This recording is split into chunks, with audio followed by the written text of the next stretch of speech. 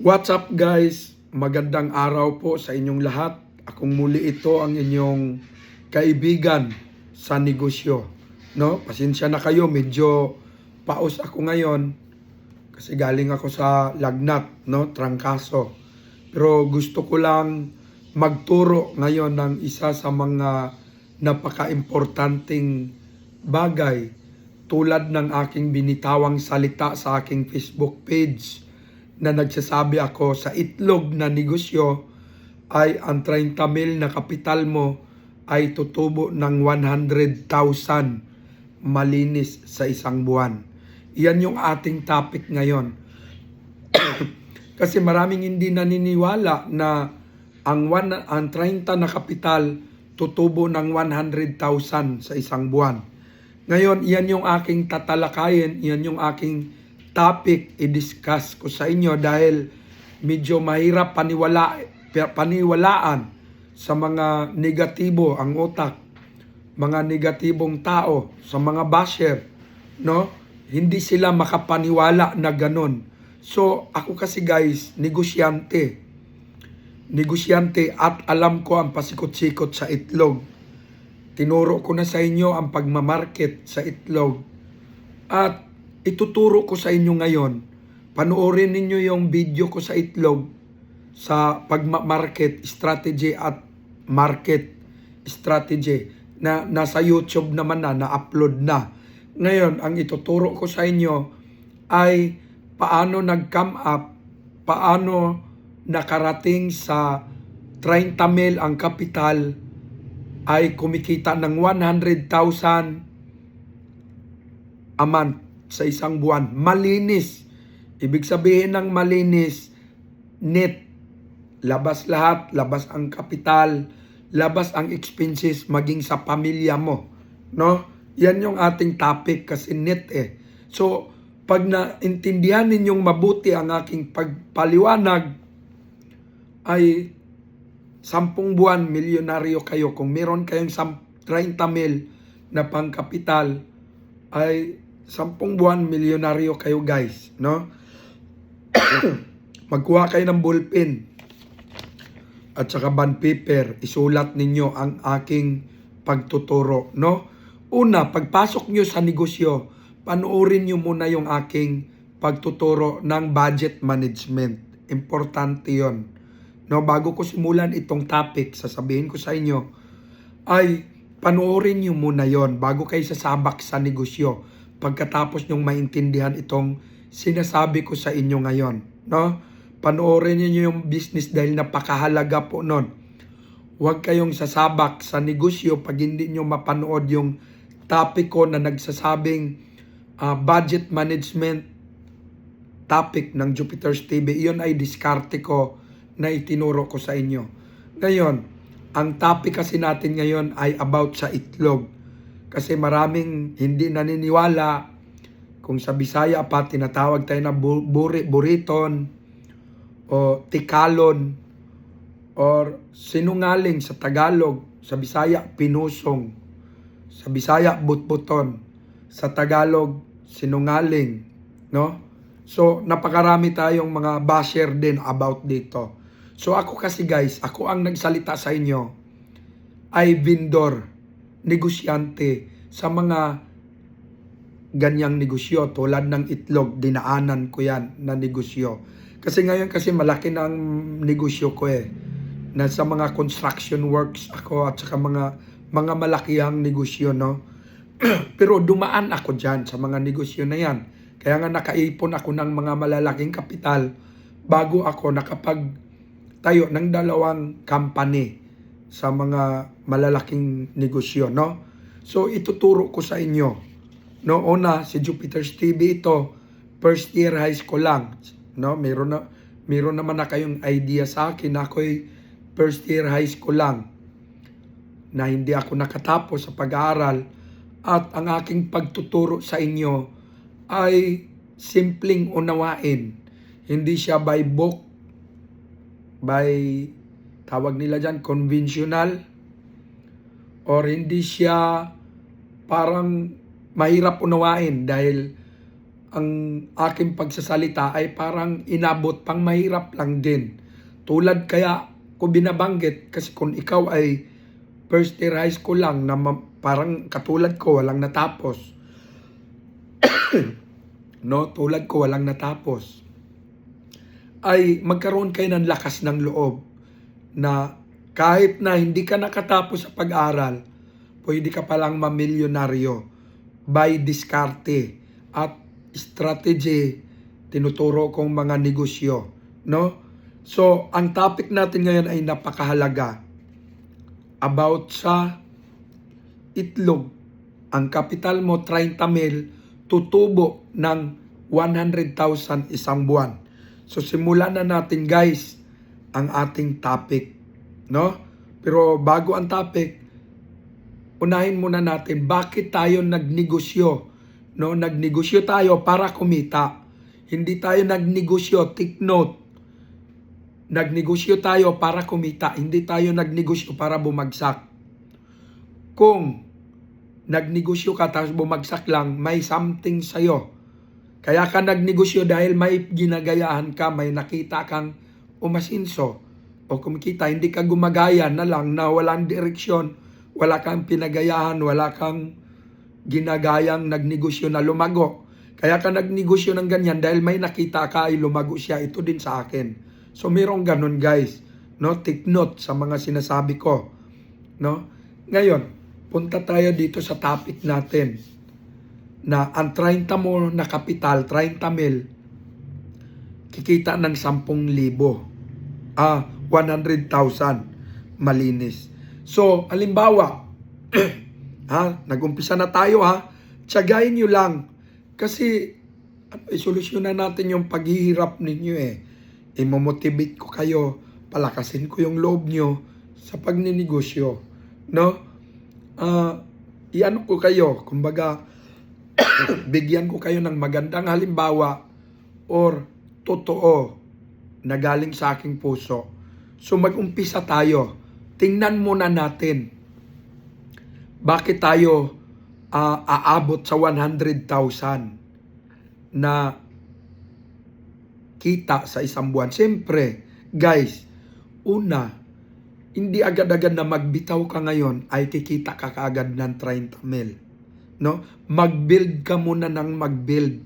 After siguro mga 2 months, mag-build ka muna ng relationship sa mga client. No? Una, magnegosyo ka. No? Mag-allowance ka ng 2 buwan, spare. Kumbaga, yung 30 mil na kapital ka, mag-allowance ka mo, muna mag-expect ng 100,000 agad tutubuin mo. Dahil starting ka pa lang. Mag-allowance ka ng 2 buwan. No? Ganito ang strategy. Yung 2 buwan, uubusin mo yon sa pagmamarket. Yung itinuro kong strategy sa pagmamarket na halimbawa, may motor ka, sidecar, kabitan mo ng sidecar, tapos yung 30 mil mo, ipamili mo ng itlog doon sa nagsusupply sa palengke. Kuhanin mo yung contact number para mahatiran ka sa inyong bahay or madaanan ka. Bababaan ka nila ng halagang 30 mil na itlog. Ngayon, yung sidecar mo na motor, kabitan mo ng sidecar yon. Lagyan mo ng bubong para di ka mabilad sa araw. No? Sidecar. Na magkasya yung mga kahit mga 50 na tray o 60 na tray. No? Kahit 60 na tray, 6 lang na patong yon. Ibig sabihin, 2 hilira, 2 dikit na tagsa 10, 3 ganon. Ganon lang kalaking sidecar ang gagawin mo. No? Tapos lagyan mo bubong para di ka maarawan, no? So, halimbawa sa 30 mil na kapital mo sa itlog, ganun ang gagawin. Punta ka sa mga tindahan, unahin mo yung mga malalapit sa inyong lugar. Ngayon, yung mapping, importante yun sa negosyo guys, mapping. Pag-aaral sa inyong lugar. Pag-aaral sa mapa sa inyong lugar. Importante yun Tandaan ninyong mabuti ang sinasabi ko. Halimbawa, east, west, south, north. No? 4 doon. Unahin mo muna yung east. Punta ka muna doon sa east. Suyurin mo lahat ang mga tindahan. No? Suyurin. Kasi bigyan ko kayo ng computation ngayon after nitong aking discussion sa mapping. Suyurin nyo muna yung east. Lahat yon, mga tindahan doon. No? Mga tindahan, alukin mo, ma'am, bili na kayo ng itlog, ma'am. Ito, ma'am, presyong ano lang to, dyan sa pinakamalaking palengke kung magkano presyo nila. Ito din ang presyo ko sa'yo. No? Ito din ang presyo ko sa'yo. Mababa ko lang ibibigay, pamantay lang doon sa napakalaki. Hindi na kayo malaking palengke, hindi na kayo namamasahe para mamili doon. Ako na tagabagsak sa inyo, ma'am. O di, makipag-negotiate ka, build a relationship sa client, guys, no? So, ngayon, sabi nung ali na may-ari ng tindahan, magkano naman yung itlog mo? Diyan, ma'am, ibibigay ko lang sa inyo ng 650 ang isa. Malaki po ito, small ang malaki po ito, large o small ang size, no? Kasi makuha mo lang yon sa mga bagsakan din ng 5 piso, tutubo ka ng 150 per piece ng itlog, no? Tutubo ka ng 150 pesos, 150 centavos sa isang itlog. So sa isang tray, 30 yon na itlog, no? Ito, nagsimula na tayong mag-compute, ha? Pakinggan ninyong mabuti, huwag kayong magpalingat-lingat. Kasi para hindi kayo pamumugaran ng negatibo. Pag hindi kasi kayo nakikinig sa explanation, magiging bobo tayo lalabas. Kasi ang nagsalita naman sa inyo, guys, di nyo pwedeng tutulan dahil ako successful, no? Tinuturuan ko kayo na hindi kayo successful at mag-uumpisa pa lang. Kaya wag muna kayong mag-react o mag-ano ng negatibo. Makinig mo ng mabuti, no? So, ibig sabihin, ang tubo sa isang itlog, 150. No? 150 centavos sa isa. Sa isang tray, tutubo ka ng 45 pesos. Take note, 45 pesos. Dahil ang mga tindahan, based on my experience, kumukuha sila 5 tray, 6 na tray, 4 na tray sa isang linggo. Napapaubos nila yan, guys. So dahil sa mga probinsya, 3 tray lang tayo, guys. 3 tray lang. Doon lang tayo sa pinakamababa, 3 tray bawat tindahan. Kukuha ang tindahan, 3 tray. So ibig sabihin, kung 3 tray, may tubo ka ng 45, 90, 135. No? Tama. 135 ang tubo mo sa isang tindahan. Makinig kayong mabuti, ha? Huwag magpa-lingat-lingat. 135 pesos ang isang tray. 135 pesos ang tubo mo sa isang tindahan. Sa isang tindahan. So, tinuruan ko na kayo mag-market, ha? Una, sabihin mo, ma'am, bili na kayo sa akin ng itlog. Kasi, kaysa doon pa kayo sa palengke, malayo, mamamasahe pa kayo. Malaki ang pamasahe. Ako na mismo mag-deliver sa inyo, ma'am. Tapos kunin mo yung number. No, kunin. Pag sinabi, may itlog pa naman ako doon. Sige lang, ma'am, sa sunod, pag naubos, kunin ko lang yung number mo, ma'am, para pag maubos, mag-text ka lang sa akin kung ilang tray ang kukunin mo sa pagbabalik ko. So, ganun, pakipagrelasyon. So, ikutin mo, suyurin mo sa east ang pinag-usapan natin. Take note, east, ha? Isang way lang yan. Hindi ka pwede patalon-talon na walang direksyon. Mahalaga ang direksyon mapping. Punta ka sa east, ikot ka sa east. Lahat ng mga tindahan doon ay suyurin mo. No? Halimbawa, naka 100 na tindahan ka dito ay kumukuha sa'yo ang 50, no? Kumukuha sa'yo ng 50 na tindahan. nagkaroon ka, nakuha mo ng 100 na tindahan, nakuha mo ang mga number, ganon. So, nag-build ka na ng relationship. Hindi kukuha yon dahil meron pa silang, first time mo palang umiikot doon, hindi pa agad kukuha yon.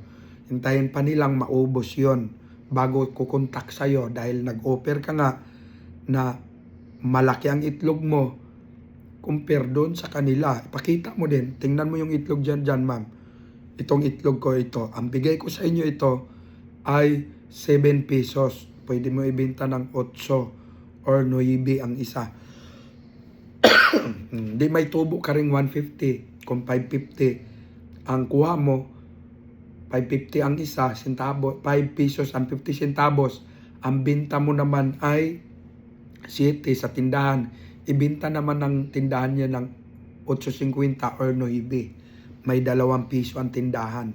No? Ganun ang presyuhan ngayon. Kahit punta kayo sa mga tindahan, ganun ang presyuhan. Pero ikaw, makuha mo lang ng 550 yan. Small or medium. No? So, ang magandang size, tandaan nyo, medium at saka small. Huwag na kayong kumuha ng large, extra large, at jumbo. No? Huwag kayong kumuha nun. Kasi yon, mga matataas ang presyo at saka mga malalaki. Karamihan nakikita ko sa mga tindahan small at saka medium lang ang size, guys.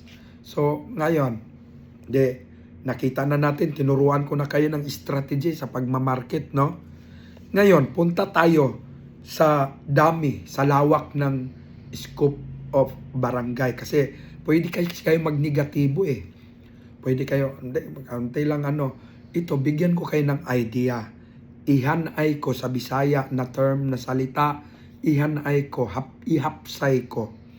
Ngayon guys, punta tayo, gawin natin halimbawa ang Misamis Occidental, kung saan ako ipinanganak, probinsya namin.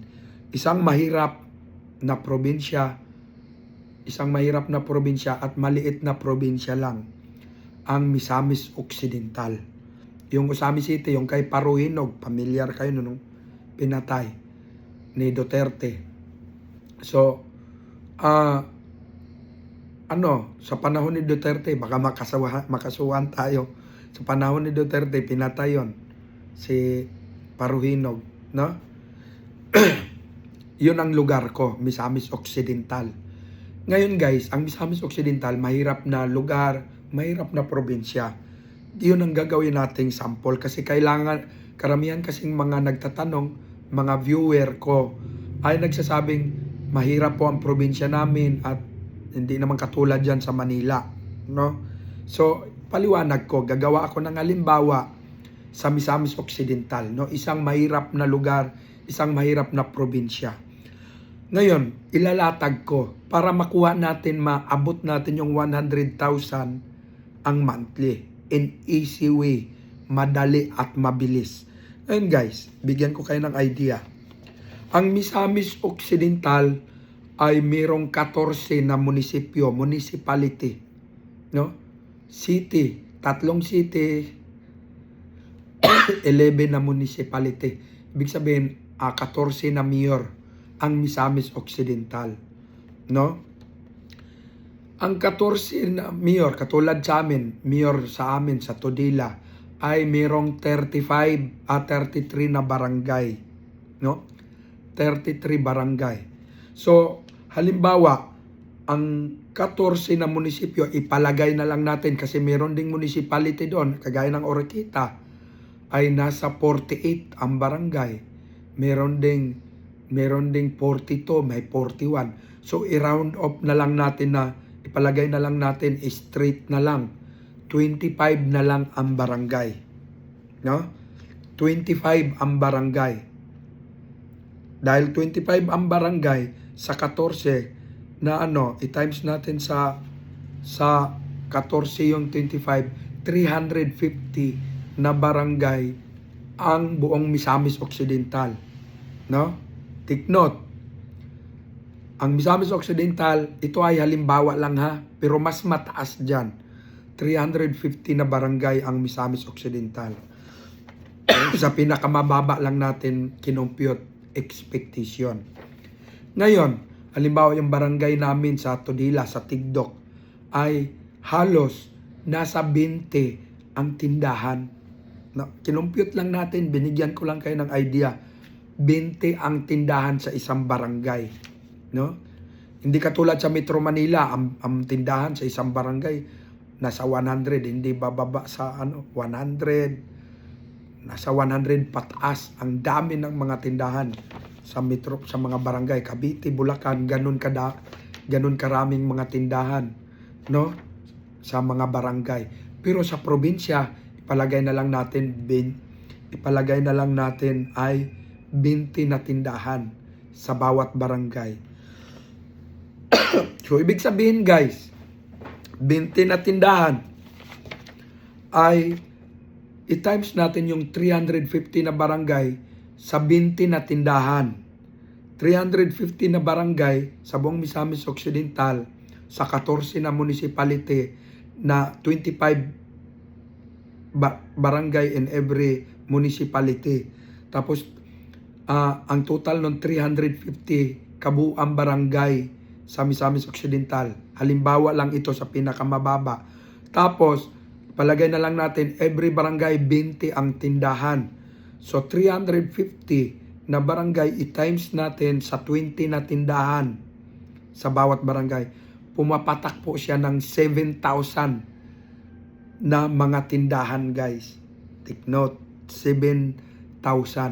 Ngayon, guys, maraming nag-comment, di lang naman ikaw ang nagtitinda. Ito nga, kaya nga ako nagpaliwanag ngayon, makinig ka muna. Kaya ako nagpaliwanag para maintindihan mo.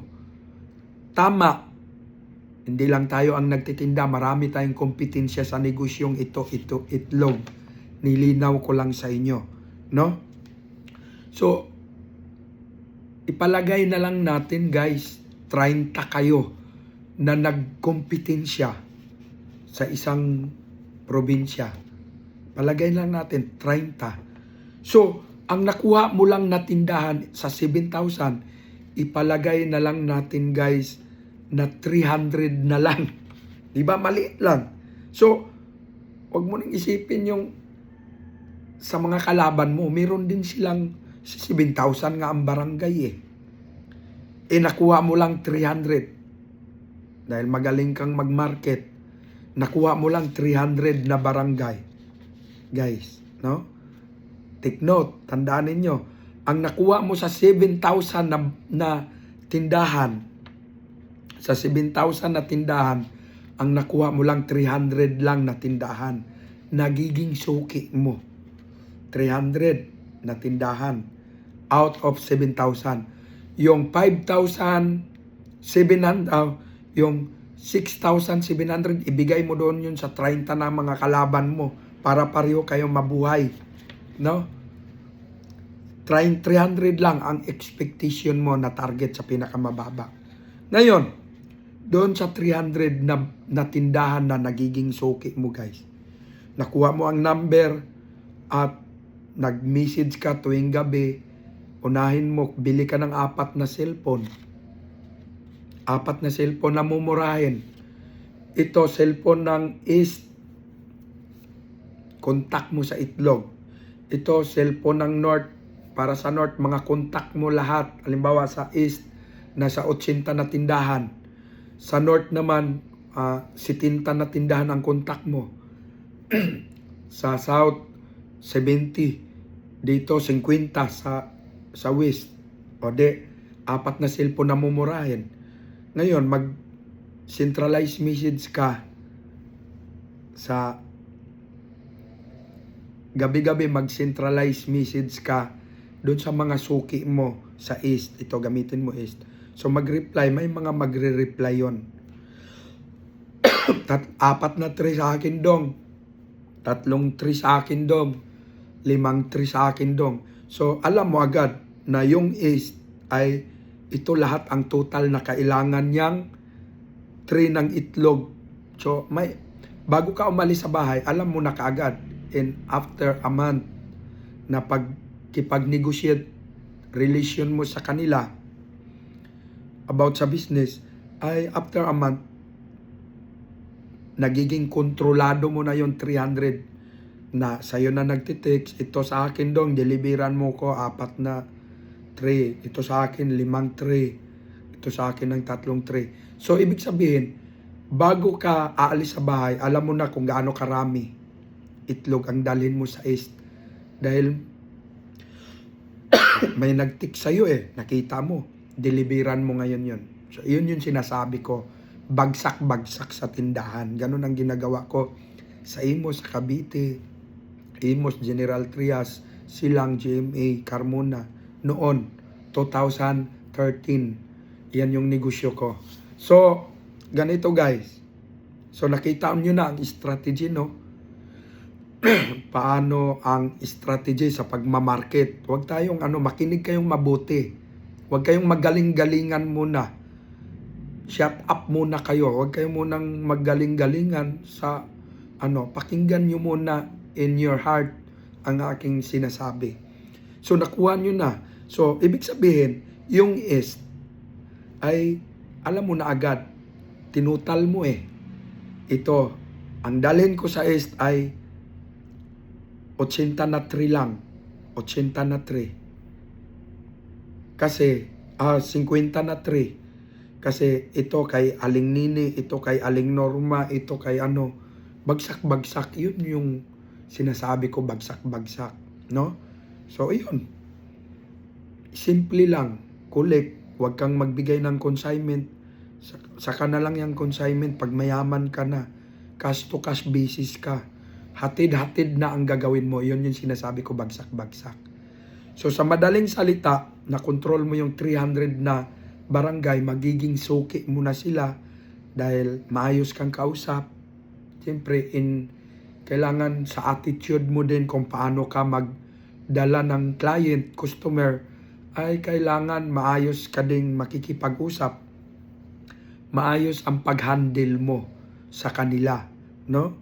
Biro-biro, ganon. Ganon lang ang pakikipag-usap. So ngayon, guys, sa 300 na barangay na penetrate mo, nagiging suki mo sila in 2 months. Guys, ito na. Lalabas na yung resulta sa sinabi ng Jupiter's TV. Sa 300 na barangay, kukuha sila sa 1 linggo, every week, kukuha sila ng 3 tray sa inyo. Sa 300 na barangay, no? Sa 300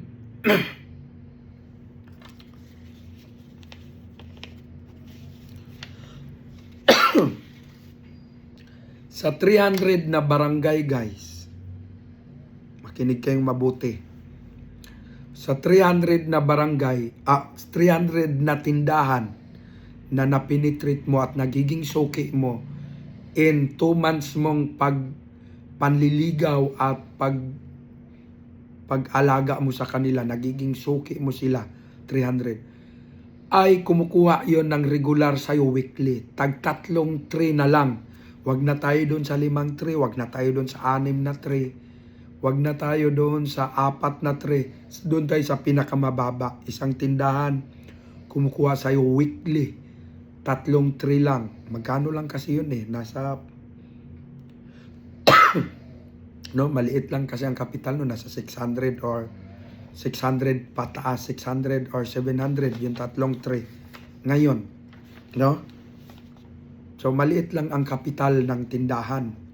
Nasa 600 lang yun. Ganon.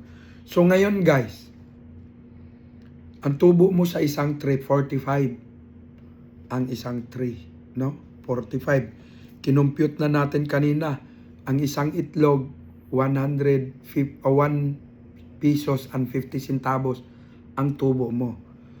Ang isang tray, 30 piraso, papatak. Ang tubo mo sa per tray, 45 pesos. Ngayon, ang tindahan, kumukuha ng 3, doon tayo sa pinakamababa lang na estimate, no? So, 45 ang net kita mo sa per tray, no? Sa bawat tray. So, ngayon, sa 3 tray, ay 135 ang kita mo sa isang tindahan. Take note, 135. May kita ka net, gross, net, na income, no, labas kapital. 135 pesos ang tubo mo sa tatlong tree. Ngayon guys, sa 300 na barangay at na tindahan na napenetrate mo, sa tatlong tree, 900 na tree yun sa isang linggo. 900 na tree. Take note, ang napapaubos mo. Dahil nakabuild ka nga ng relationship sa kanila, nagiging suki mo sila, huwag mo nang intindihin yung mga kalaban mo. Dahil ang mga kalaban mo nga, kompetensya mo, meron nga sila. Dahil 7,000, kinumputan ko nga kayo, no, ng 7,000 na tindahan, na pinakamababa lang yun, pinakakaunti. 7,000 ang tindahan sa inyong lugar. So, ang mga kalaban mo, wag mo nang intindihin. Kasi meron pa namang 6,700 na para sa kanila. So, kanya-kanyang na yan, diskarte. So, labas na tayo doon sa mga kakompetensya. Hindi mo inangkin lahat. Kaya yung mga nag-comment na, meron namang hindi lang naman ikaw sulo, hindi lang naman ikaw ang nagtitinda, kaya paano kang kumita ng ganon? Mga ganon, no? Mga negatibong isip yon. Or maaring tanong din na galing sa puso, yung mga ganon. So, na tayo, come up na tayo doon, alis na tayo doon sa mga kompetensya. Kasi meron din naman silang allotment ng mga tindahan na para sa kanila din. So ngayon, doon lang tayo sa 300 na for you, na napenetrate mo, na nagiging client mo. So, ganun guys. Ngayon, 300 i-times mo sa 3. Tatlong 3 lang bawat tindahan sa isang linggo. Napapaubos ng mga tindahan yan. 3 araw, 4 na araw lang. Yung 30 na 3, yung tatlong 3, ubos agad yan. Pero, natin ng 7 days lang. 7 days, i-lock in na natin ng 7 days, naubos yung tatlong 3. Doon lang tayo sa totoo. Kasi, pinakamababa tayo palagi. Ibig sabihin, pinakamababang computation lang tayo sa barangay, kung ilang piraso. Mababang computation lang tayo bilang sa mga tindahan. Doon lang tayo sa pinakamababa, no? So, halimbawa, sa 300 na tindahan, i-times mo sa 3, 900 na 3. 900 na 3 ang napapaubos mo sa isang linggo, 7 days. Sa 300 na tindahan. Sa 300 na tindahan. Ngayon guys, sa 300 na tindahan, ang tubo mo sa 900 na 3 ay lalabas na 40,000 ang isang linggo. Take note, yung 300 i-times mo sa 3, tatlong 3, 300 na tindahan i-times mo sa tatlong 3, 900 na 3. Ang tubo mo sa 900 na 3 ay sa bawat 3 ay 45 pesos.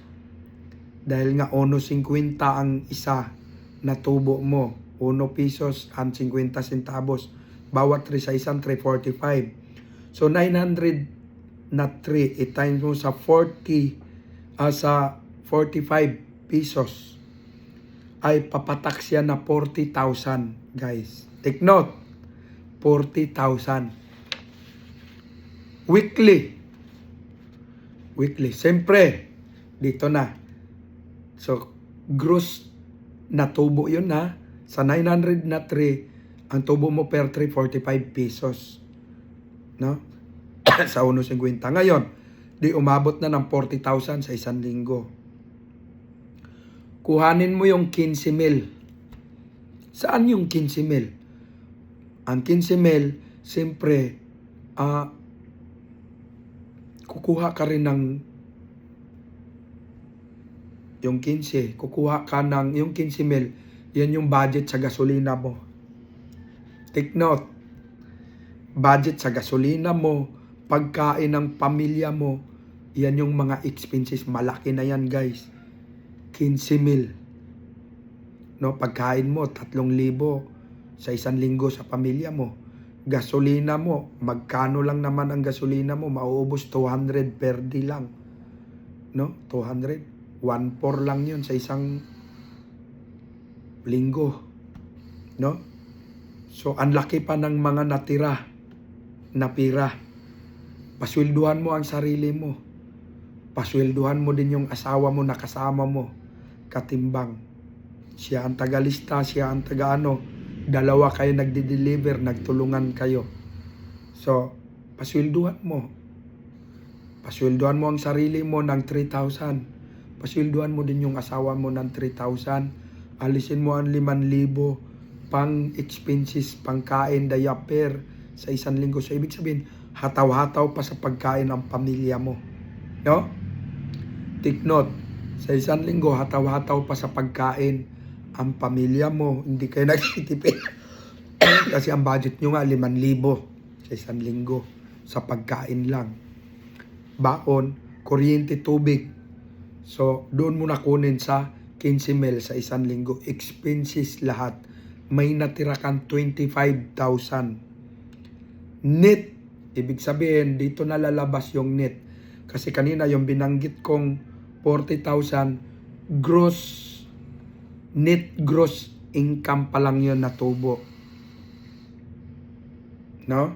Net gross pa lang yun sa tubo mo, 40,000. Ngayon, alisin mo ang expenses, gasolina, pagkain ng pamilya mo. Siyempre, ikaw na negosyante, kailangan pasahuran mo din ang sarili mo. Swelduhan mo asawa mo 3,000 isang linggo. Swelduhan mo rin sarili mo 3,000. Di, itabi mo yan para sa mga ibang mga bagay. Sa madaling salita, may natirang 25,000 sa isang linggo.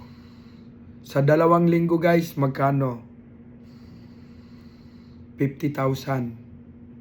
Sa 3 linggo, magkano? 75,000. Sa isang buwan guys, magkano ang net mo? 100,000. So, ibig sabihin, kumita ka ng net income sa isang buwan sa kapital mong 30 mil. Sa kapital mong 30 mil, kumikita ka ng 100,000 net, no? So, ganun lang. Kasi, ang 30 mil mo, kasi na kapital, hindi naman one time mo lang, hindi lang yun one time ka lang deliveran. Maraming bisis kang dadaanan ng supplier mo. Siguro sa isang linggo, 2 bisis kang dadaanan. Bababaan, kasi naibenta mo kagad eh.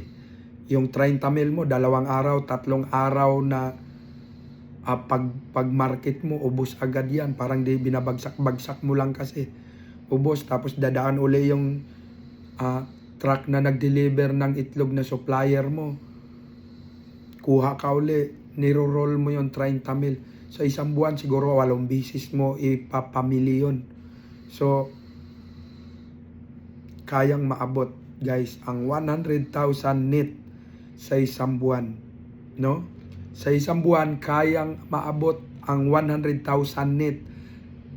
Net, ibig sabihin, net yun, labas lahat, pati pagkain ng pamilya mo, gasolina ng motor mo, expenses mo. 10 buwan, milyonaryo ka. Nakita ninyo? 10 buwan, milyonaryo. Guys, si Jupiter's TV to, nagsasalita sa inyo. Na isang successful, first year high school lang. Bago kayo mag-negative, pakinggan ninyo o ulitin yung video ko. No? Kung meron kayong mga katanungan, i-comment nyo lang. Tapos namigay din ako ng kapital. No? Sundin yung mabuti ang comment. Mechanics natin. Namigay ako ng 10,000 pang kapital. Ilagay ko sa comment sa video na to. Pag-upload ko sa YouTube, ilagay ko sa comment. Pin comment. Sundan nyo lang yun. Mag-comment din kayo kung ano yung nasa mechanics. Kasi mag-start na ang ating raffle ngayong March 31. Ang March 1, araw ng linggo, ang ating parapol. No? Pangkapital. 25 yung papalaring manalo. 25 yung papalaring manalo. sa ating raffle, guys. Sa YouTube tayo mag-raffle, no? Kaya hindi tayo sa Facebook page ang raffle. Sa YouTube ako mag-raffle dahil sa YouTube ako nagtuturo ng negosyo, no? Sa Facebook kasi mga reels 3 minutes lang, 2 minutes lang, 30 seconds lang ang mga video doon. Mga ano lang yan, pero nagtuturo ako ng negosyo sa YouTube. Kaya sa YouTube ako paparapol. Mag-live ako sa YouTube. Ngayong March 1, mag-live ako. Mamimigay tayo ng kapital. Basta nasunod ninyong mabuti ang mechanics na nasa pin comment. Hashtag Jupiter's Capital Negosyo Raffle. Tapos i-comment ninyo ang inyong cellphone number in words. Halimbawa, 0921, number ko, halimbawa 0921. So, yung 0, wag yung 0 na figure. 0 in word. G-E-R-O. 0, 9, in I, in E. Iyon ang isulat mo. Pinaka-importante yun. Isunod mo sa Capital Negosyo Raffle yung hashtag. Yung cellphone number mo. Bakit importante yun? Kasi pag nabunot ka, tatawagan kita, interviewin kita, bigyan ng advice kung anong inegosyo mo. Ganun, bigyan kita ng advice. Kaya importante ang cellphone number. Wag lang yung cellphone number na figure dahil bawal sa YouTube yun. Kaya in words ang sinabi ko. 0, G-E-R-O, 9, N-I-N-E, 10, 5, F-I-V-E. Yun ang sulat mong mga words, wordings, no? Tapos, wag ninyong kalimutang mag-subscribe sa aking YouTube channel para sa iba pang mga detalye ng aking pagtuturo ng negosyo, no?